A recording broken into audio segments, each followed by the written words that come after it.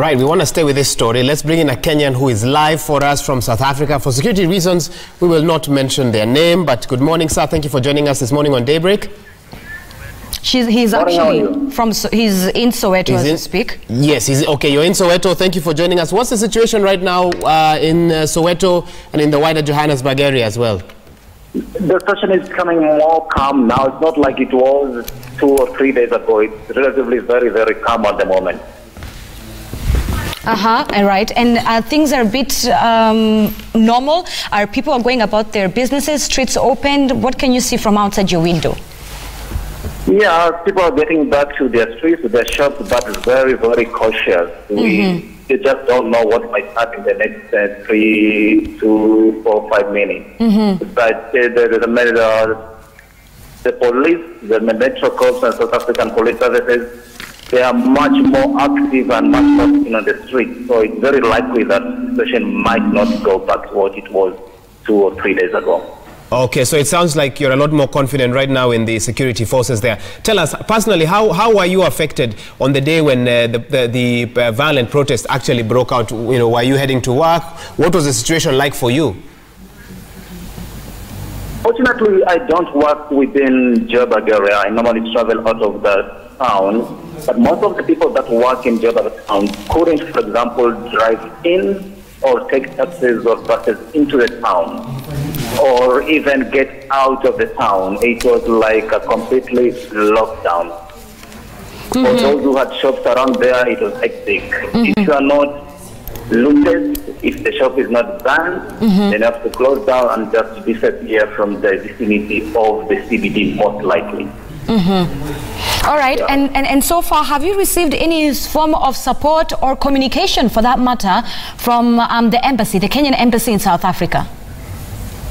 At the moment, I'm not so sure about that. I'm not so much in contact with that. I'm not so sure of any Kenyan that have been affected severely. I don't have specific information, but over here, there's some people that have been affected. I'm not so sure what the embassy so far has done towards the same. Not so sure about that.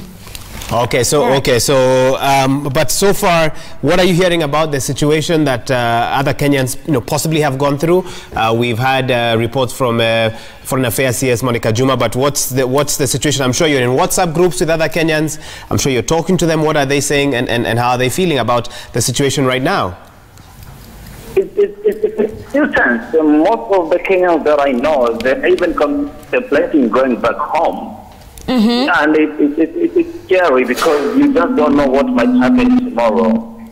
Now, depending on which place you're staying, either you are in the CBD or in the suburbs of Joburg, it really depends where you are. But most of the Kenyans that I know, they work within town, and to them, it is very scary, it's very risky. You rather at least lose your goods and your property, but losing a life is way too much. So most of them, actually not 2 or 3 Kenyan friends of mine that are actually contemplating to go back home at the moment as we speak.